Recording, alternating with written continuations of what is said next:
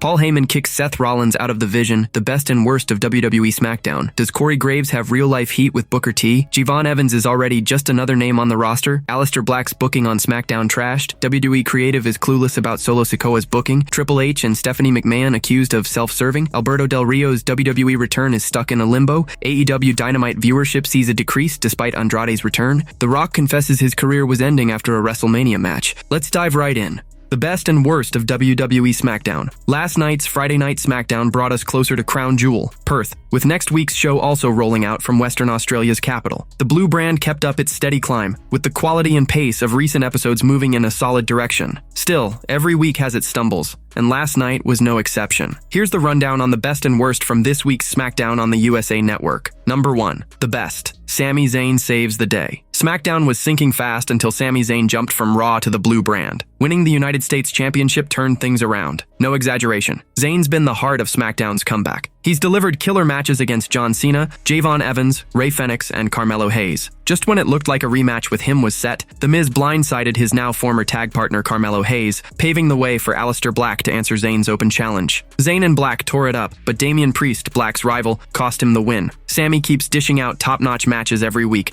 with sharp mic work and character moments that hook the crowd. Best of all, his storylines weave together to lift up SmackDown's mid-card scene. Number 2. The worst. Missing tag team champs. The WWE Tag Team Champions, tied to SmackDown, and the WWE Women's Tag Team Champions, mostly on SmackDown but free to roam, were nowhere to be seen last night. They've barely shown up for weeks. Alexa Bliss and Charlotte Flair, a rare bright spot on the blue brand until recently, sat out, and none of the Wyatt Six appeared either. Even if they're not booked for Crown Jewel, they should get some screen time, even a small role, on SmackDown. The absence of Bliss and Flair drags down the women's division, as we saw this week and most others. The Wyatt Six skipping out just shows how flat and uninspired SmackDown's creative team can be. Number 3. The best. The Miz flips on Carmelo Hayes. As mentioned, The Miz turned on Carmelo Hayes right before Hayes could take Sami Zayn's United States Championship Open Challenge again this week. The betrayal came after a heated backstage argument sparked by last week's events. This twist was long overdue, and with fans itching to see him step up, Hayes should have no trouble getting the crowd behind him. He's got the charm, skill, and star power to become one of SmackDown's top good guys moving forward. His first feud with The Miz could be a hit if WWE gives them room to tell a gripping, fun story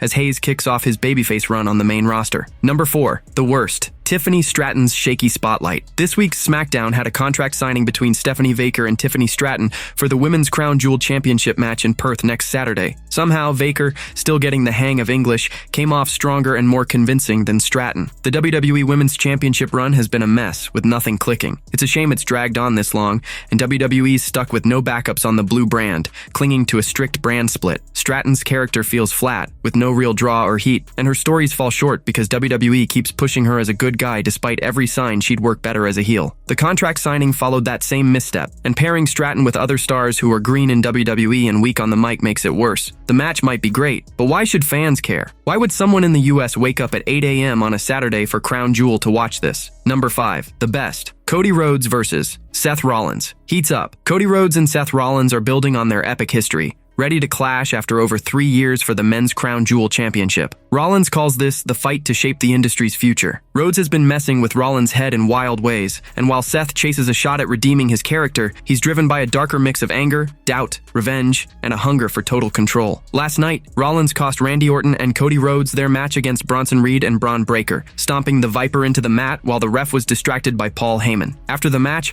Rollins, up on the ramp, tried to jump a recovering Cody in the ring, ignoring Heyman's pleas to stop. But the WWE champion saw it coming and hit a slick crossroads in one of the smoothest counters ever. Amid all the tangled ties here, Rhodes and Orton, Breaker and Reed with Rollins and Heyman, the main point stays sharp. Seth Rollins needs to prove he's better than Cody Rhodes, maybe even more than he needs the Crown Jewel title. That's the twist. But what's wilder is that the guy who could save Rollins from himself is pushing him to the edge, and Seth will stop at nothing to beat the man who's always had his number. Does Corey Graves have real-life heat with Booker T? Corey Graves has been off WWE TV since taking 2 brutal F5s from Brock Lesnar last month. In his place, Booker T stepped in on the SmackDown commentary team. But this week, the Hall of Famer raised some eyebrows. Right as Michael Cole started to give an update on his missing partner, Booker T cut him off with fire, declaring Graves was done and finished, hinting he'd never return to WWE. Even though that's not true, King Booker kept hammering the point. This got fans wondering if there's real bad blood between the two. Spoiler, there isn't. Booker T and Corey Graves are actually good buddies, and there's no real heat here. The SmackDown moment was just a playful jab, with the Hall of Famer likely poking fun at Graves. The two have danced this dance before, mixing reality and storylines. Back in 2018, Booker T and Corey Graves traded sharp words in a public back and forth that grabbed attention, especially since it felt tied to their on-screen roles, but both cleared it up later, saying it was all part of the show, pure storytelling. This time's no different. Booker T's shots at Graves on SmackDown were likely about Lesnar's beatdown, played up with his usual dramatic flair and a touch of humor. There's no sign it's anything deeper. It'll be fun to see if this leads anywhere. Corey Graves is currently on a break from WWE, with the story blaming Lesnar's attack. Booker T's been filling in alongside Michael Cole on SmackDown's commentary desk, sparking all sorts of fan chatter, but Graves hasn't lost his spot as SmackDown's commentator. He's expected to slide back into the Blue Brand's booth when he returns. The 41-year-old has won over the WWE crowd with his sharp, unique commentary style in recent years, so WWE's not likely to move him elsewhere. Meanwhile, Booker T's main gig is as NXT's color commentator, teaming with play-by-play man Vic Joseph. The Hall of Famer isn't set to juggle both roles long-term, so his SmackDown stint is just temporary. Corey Graves should pick up his SmackDown duties again soon. It'll be a thrill to watch how this all plays out in the coming weeks. Javon Evans is already just another name on the roster. Inside sources say WWE's creative team dropped the ball with Javon Evans. The young star hit the ring on SmackDown last week, stepping up to Sami Zayn's United States Championship Open Challenge. After a thrilling, high-flying match, he didn't win but earned the crowd's respect with his electric moves. On a recent episode of Brodown with host Mac Davis, inside sources argued that WWE missed the mark on making Evans shine as a unique talent. They said the rookie needed intro videos to show fans who he is. Instead, he's just blending in with no standout spark to his character. We got this Evans kid, and before we ever saw him, we should have got vignettes, we should have got an introduction, we should have understood who this guy was. But no, we don't get any of that. They just throw him on TV, and he's just another name on the roster. The former WWE writer stressed that casual fans skip NXT. He pointed out the huge viewership gap between NXT and main roster shows like Raw and SmackDown. He felt WWE's creative team should have seen this coming. All you have to do is look at the NXT numbers and look at the RAW and SD numbers, and you will clearly see not everybody watches NXT. It's black and white, bro. So you're absolutely right. Rather than give these people an introduction, a story, you just throw them on TV. And once you do that, they're just another name on the roster. This week, Evans teamed with Rey Fenix against Los Garza on SmackDown. The pair handily beat Angel and Berto, racking up a strong win on the Blue Brand.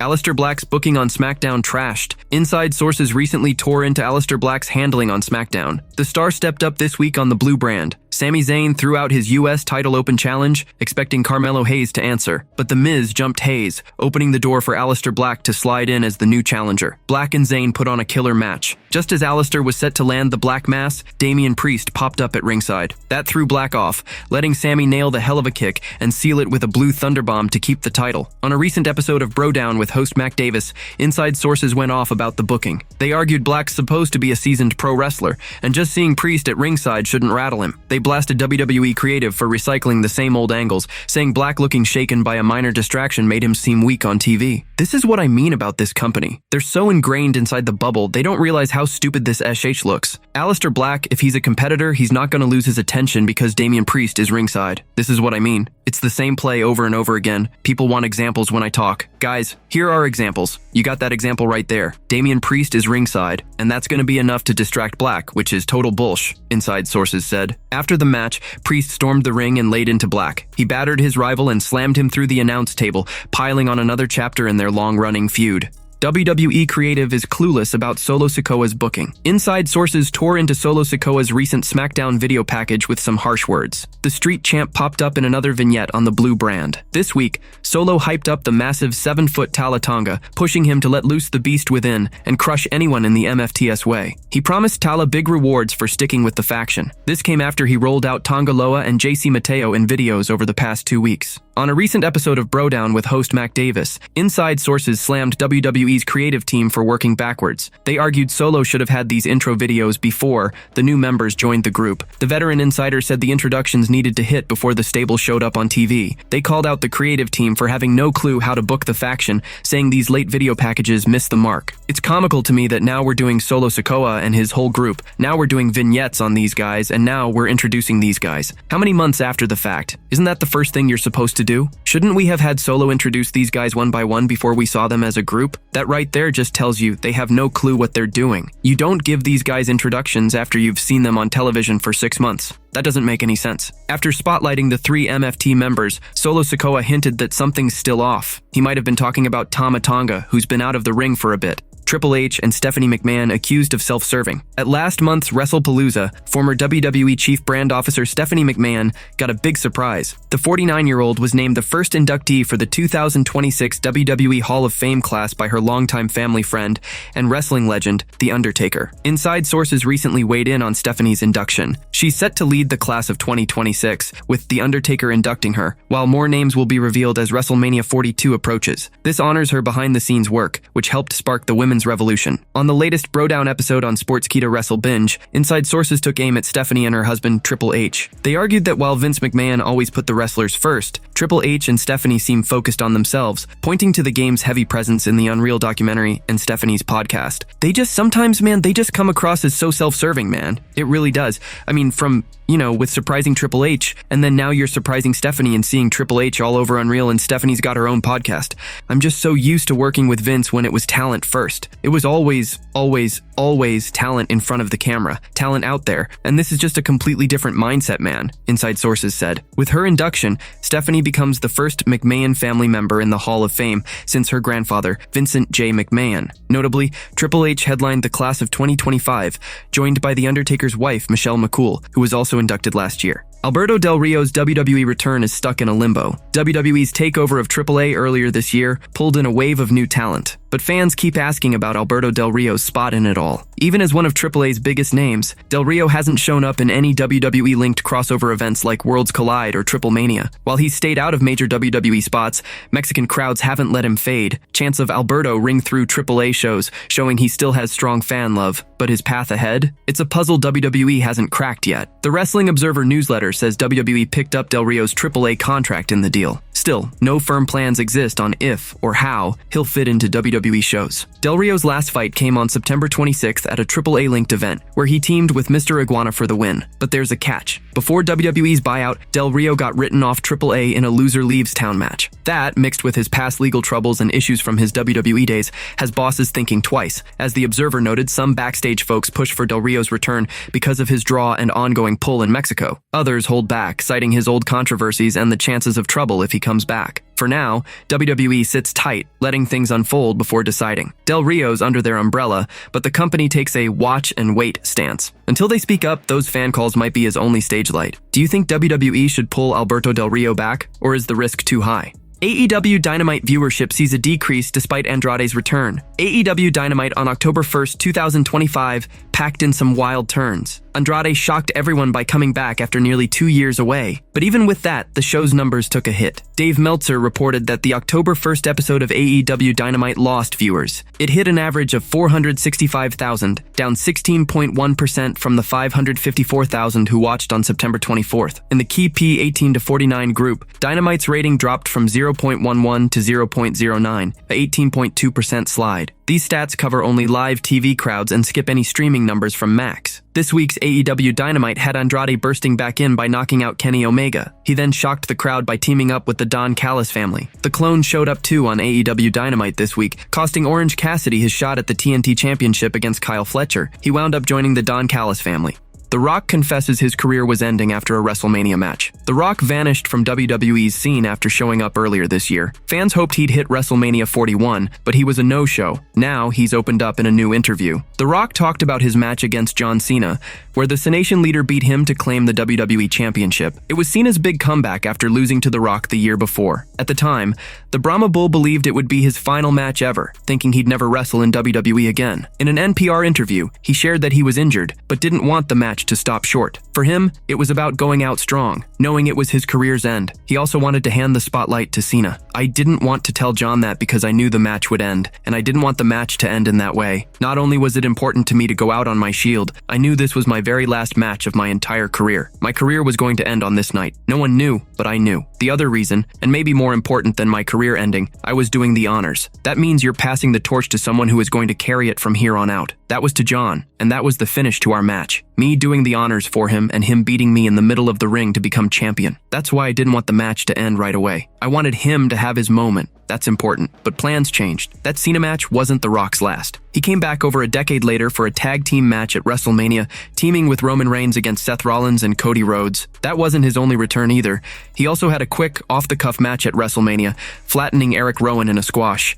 Paul Heyman kicked Seth Rollins out of the Vision. The latest SmackDown saw the Vision score a huge win over Randy Orton and Cody Rhodes in the main event. Seth Rollins nailed the Viper with a little help from Paul Heyman, who drew the referee away and stuck to their tight strategy. But even with that big victory, the bad guy group couldn't enjoy the moment. Seth Rollins blew off Paul Heyman's warning and charged back to the ring to hit a stomp on Cody Rhodes. The American Nightmare tricked him by faking an injury, then slipped under the stomp and flipped it into his own crossroads. He dropped the World Heavyweight Champion right there. Fans caught that Heyman looked mad at the ex-Shield member for ignoring his plan. He even held back Reed and Breakker from jumping in to aid the Visionary. After SmackDown, the Oracle might cook up a new scheme and boot Seth Rollins from the group. He could bring in Brock Lesnar as the fresh leader for the Vision team. Since the Beast Incarnate came back, Heyman and Lesnar have clicked well and seem set to team up. Brock stepping in for Rollins as the new boss of the heel crew would hit just right. That said, the idea is just a guess for now and nothing's locked in. While Brock Lesnar taking over the Vision as Paul Heyman's top guy is a what-if story, his linking with the group for one premium live event feels like it's building fast. The ex-WWE champion has popped up in scenes with Paul Heyman